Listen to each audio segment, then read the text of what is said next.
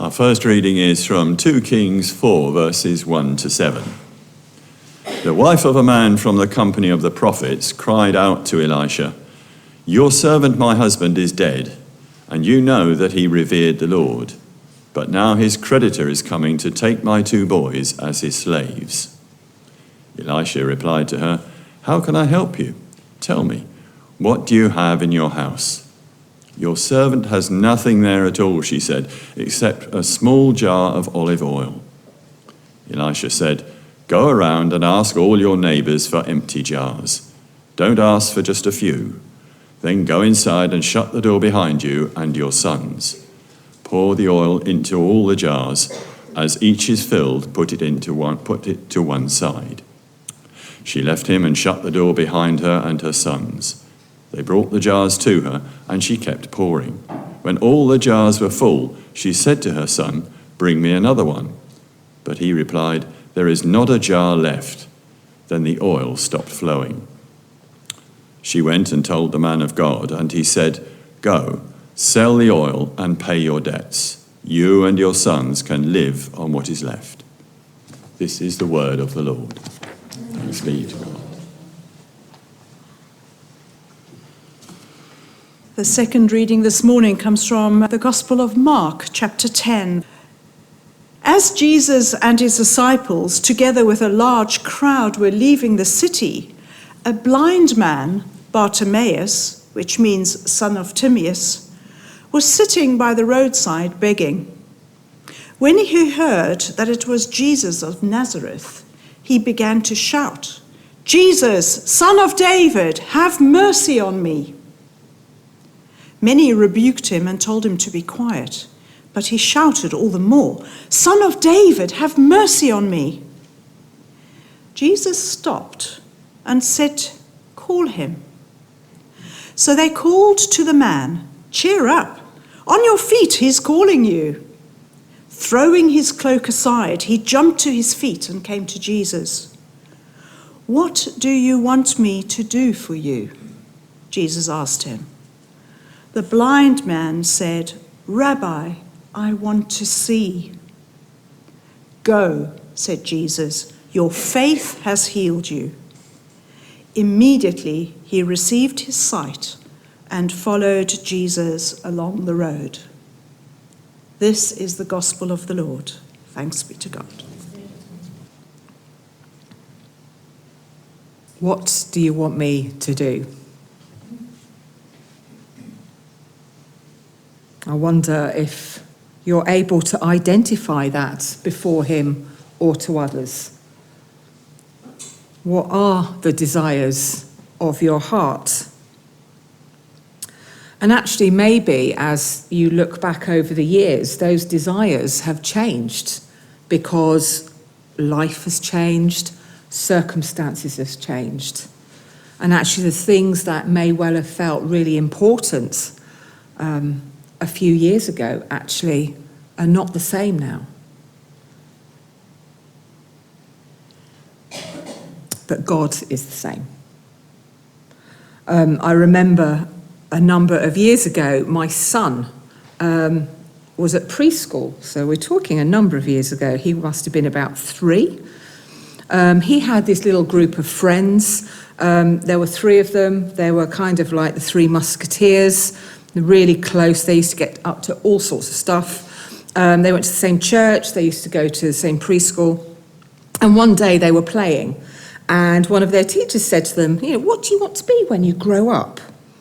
And so Heather said that she wanted to be a teacher like Mummy. My son Harry said that he wanted to be Superman. And their other friend George announced that he wanted to be a tractor with shoes on. 19 years on, they are now 22, Heather has graduated from university. She isn't a teacher, but works for a charity.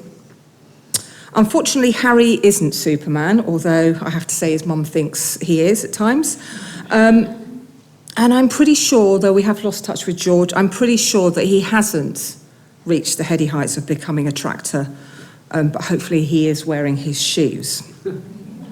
So those dreams of children that we can kind of think, oh, that's cute, isn't it? They were playing, but actually it felt quite real for them, I imagine, at the time. And their innocence and comprehension of the world allowed them to dream. They could be whatever they wanted to be. But for some, the dream is impossible, isn't it? But those children were bold enough to dream all the same. And as adults, are we able to do that? Are we able to really dream? To really think, actually, what is it that I want God to do? Or are we boxing him in? Are the circumstances of our life tripping us up? Now, just now, we heard two stories, one from the Old Testament, one from the New, of two people in need, in great need, different reasons, different circumstances, but both needing a touch from the Lord. Both had to become vulnerable and ask for help. And actually asking for help is quite difficult in itself sometimes, isn't it? It can make us feel vulnerable. It can make us feel exposed. You know, we often say, and we'll say it later in the service, in the Lord's Prayer, give us today our daily bread. What is it that we need for today? So I guess, you know, a question that's often come into my mind is, if God knows what I need, why do I have to ask him? Have you ever asked that one as well? I'm sure a few of you have read Pete Gregg's book, How to Pray, and he suggests 3 reasons for why we have to ask. He talks about it's about being relational. It's about being in a close relationship with Jesus. It's about an intentional meeting with him. You know, there's nothing better, is there, than spending time with a friend, a loved one, chatting about all sorts. And I think Jesus loves those conversations as well. Doesn't have to be about that transactional, Jesus, can you do this for me? Or, you know, all kind of really deeper stuff. He likes that constant interaction. But he also loves those ones where we do go deeper, trusting him with the deepest desires of our heart. And with trust comes vulnerability. It's about admitting that we are in need. We aren't self-sufficient. And that we can trust him with the depths of our souls. And it's quite difficult, I think, sometimes to get to that place of freedom, to allow ourselves to be vulnerable before him, to really trust him with those things that are so precious to us, to step out as an act of faith. I think human nature, it's often, we're in that place, like, it's okay, everything's fine. How are you today? I'm fine. Where actually we look like we're okay, we look like where we're being successful. But actually where that whole sense of being in need or asking, it sometimes goes against the grain, doesn't it? Henri Nouwen speaks about success and fruitfulness. And this is what he says. There's a great difference between successfulness and fruitfulness. Success comes from strength, control, and respectability. A successful person has the energy to create something, to keep control over its development, and to make it available in large quantities. Success brings many rewards and often fame. Fruits, however, come from weakness and vulnerability, and fruits are unique. A child is the fruit conceived in vulnerability, community is the fruit born through shared brokenness, and intimacy is the fruit that grows through touching one another's wounds. Let's remind one another that what brings us true joy is not successfulness, but fruitfulness.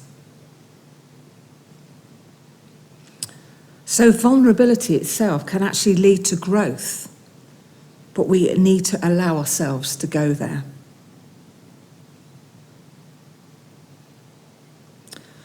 Another reason to ask the Lord for what we would like, what we need,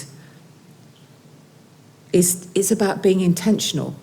It's being intentional to ask him. He gives us free will and he honours that. But he comes when he's invited. But to ask, it's about being intentional to want our circumstances to change. So in the scripture we heard earlier, those two people, that man and that woman, were in desperate situations. They were incredibly vulnerable. And actually, they didn't have anything to lose, really, did they, by asking for help? That widow speaks of someone who it just looks like an impossible situation. She has already lost so much. And actually, the very little that she has left, she's about to lose that as well.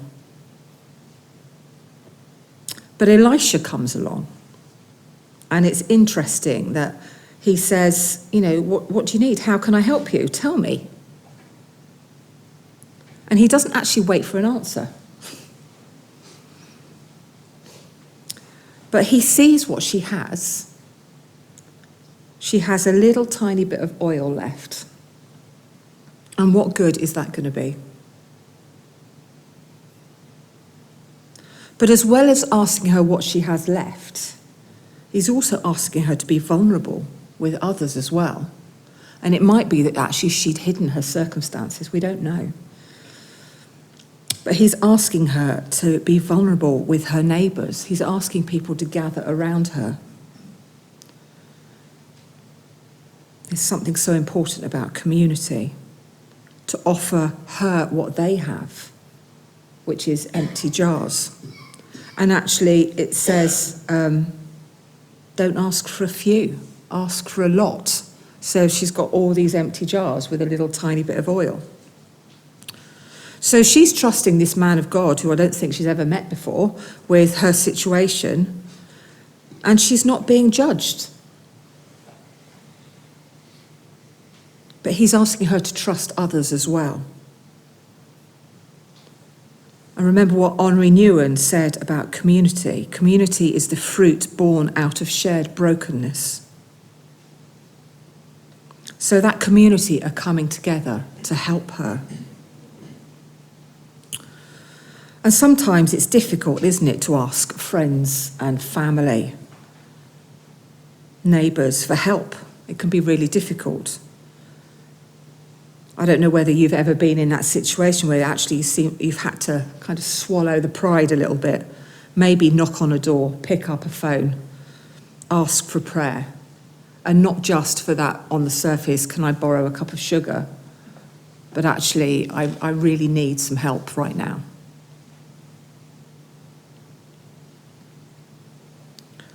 Part of the widow asking for help was fitting all into God's plan. So Elisha asks her to go inside her house, not to cause a fuss about what's going on, but to allow her to see for herself that actually the interaction is between her and God. There's nobody else in that mix. And Elisha backs off, sits outside and waits. I'm pretty sure he's praying. But actually the interaction between the widow as she fills those jars with oil is between her and God. He's not doing it for her, but he is supporting her. And from the little oil, she receives an enormous abundance that will bless her current situation and actually give her hope for the future. God uses what she has. which is very little. And he provides an enormous outcome.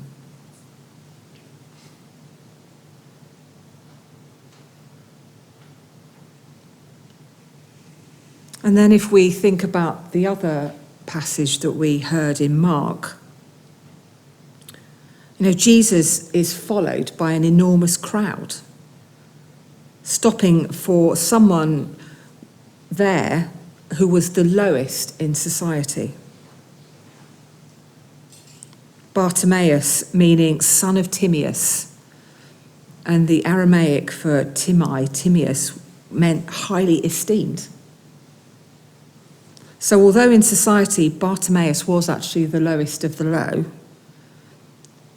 he was named in Jesus' eyes as being highly valued.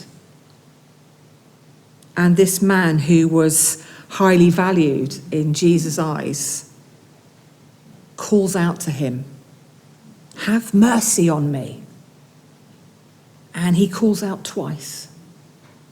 He's persistent. He's not going to let this opportunity go by. He hasn't got anything to lose either.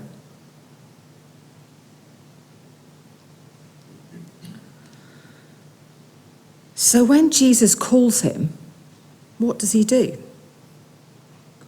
He stands up and he throws off his cloak.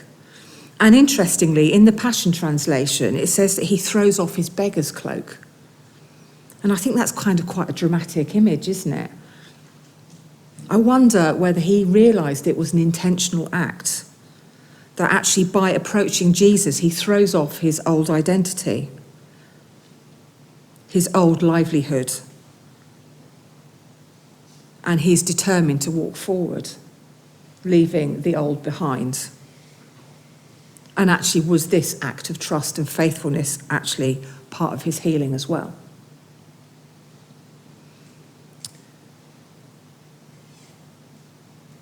In Hebrews 12, we read that it says, "Therefore, since we are surrounded by a great cloud of witnesses, let us throw off everything that hinders and the sin that so easily entangles, and let us run with perseverance the race marked out for us, fixing our eyes on Jesus, the pioneer and perfecter of faith." How often do we get entangled by circumstances, by things of the past that actually stop us from running after him because it feels too big, it feels impossible? I wonder this morning whether there's some people here who feel like they need to throw off that metaphorical cloak of what's holding them back and to approach Jesus. What's he going to say to you?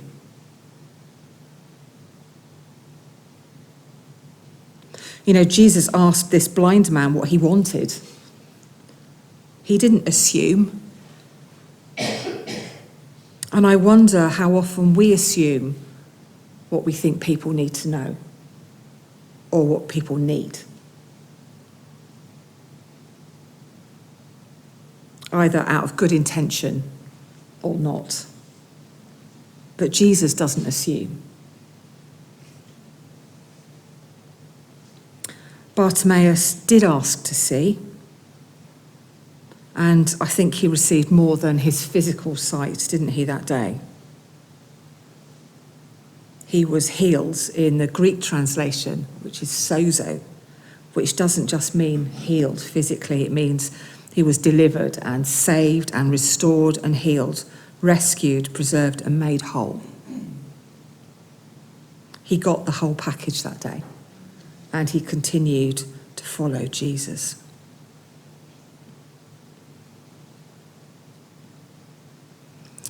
So what do you need? What do you need right now? Jesus knows. He knows what you need. But I wonder whether you're able to actually ask him, to be able to visualize him and say, Jesus, I really need you this morning to do this.